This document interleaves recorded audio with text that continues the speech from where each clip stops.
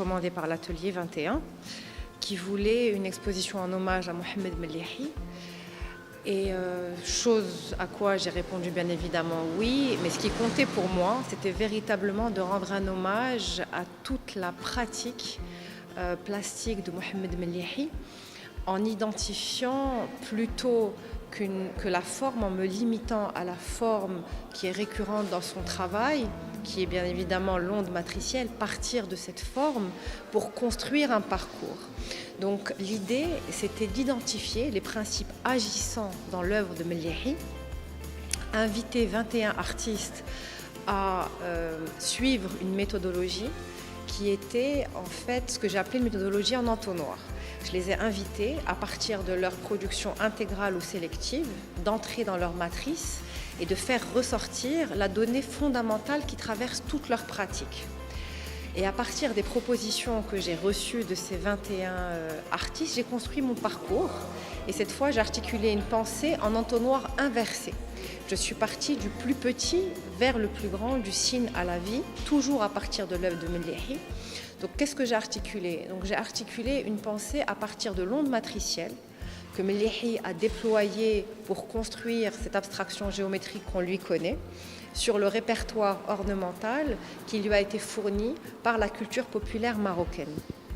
Et donc j'ai articulé un parcours en 4 temps, le motif, l'ornement, la culture populaire et un art qui intègre l'environnement en général. La commissaire d'exposition m'a présenté le concept de l'exposition et je trouvais que c'était plus intéressant que d'aller juste faire un hommage un peu classique pour un artiste qui nous a quittés. J'ai trouvé importante l'idée en fait d'aller vers l'essence de ce qui pousse en fait finalement chaque artiste à créer. Et cette idée-là, j'ai essayé vraiment de la résumer dans une œuvre qui n'est pas. J'ai même décidé que la dimension visible et physique de l'œuvre soit petite pour être en focus sur cette idée-là d'aller vers l'essence et de ce que si j'avais à réaliser cette œuvre et de partir, en fait, ça serait cette œuvre-là pour le moment. Et parce que, comme on change avec le temps, et je l'ai expliqué à la commissaire d'exposition, ce n'est jamais une dernière œuvre, en fait. Chaque œuvre est finalement une dernière œuvre, parce qu'on n'arrête pas de passer d'une chose à l'autre, d'un état d'esprit, d'un état d'âme et d'un état créatif à l'autre, tout en gardant une essence. Donc moi, j'ai essayé de chercher cette essence-là. Et dans cette œuvre qui s'intitule Terre du ciel et qui est composée juste de 2 éléments.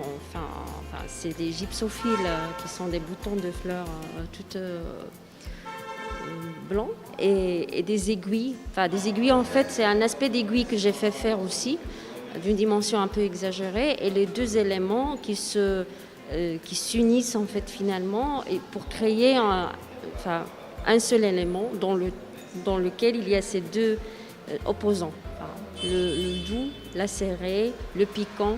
Il y a cet aspect, comme on voit, il y a à la fois l'organique et le vertical qui donne cette impression d'enfermement, d'obstacle finalement, dans un ordre qui est rythmé et très organique à la fois. Dans l'œuvre Melihi, il y a plusieurs côtés, c'est-à-dire il y a le côté géométrique, qui peut paraître froid mais qui ne l'est pas du tout parce qu'il y a beaucoup de couleurs très vives et des couleurs pures en fait, un peu comme dans mon travail, j'utilise que des couleurs pures, des couleurs fondamentales. Et puis d'un autre côté, il y a beaucoup de sensualité dans ce qu'il fait et dans ma peinture aussi, il y a beaucoup de sensualité. À part ça, chez lui, il y a beaucoup d'humour aussi de l'érotisme dans certaines de ses œuvres. Et dans certaines de mes œuvres aussi, mais peut-être que ça se voit moins, mais ça existe également.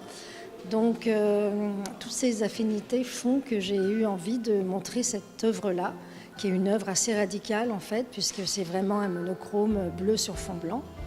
Et c'est vrai que le bleu, c'est une couleur que j'utilise depuis 1 an, pour contrer un peu ce climat de pandémie, ce climat de maladie et de mort. Et ma façon à moi de répondre à ça, c'était de faire des lignes très libres, Certaines toiles d'ailleurs s'appellent Liberté, j'écris ton nom. Donc j'ai voulu vraiment que ça soit un hymne à la liberté contre l'enfermement, parce qu'on était tous enfermés quelque part. Et j'ai vraiment eu envie que mes œuvres, ça soit une porte ouverte sur l'infini en fait.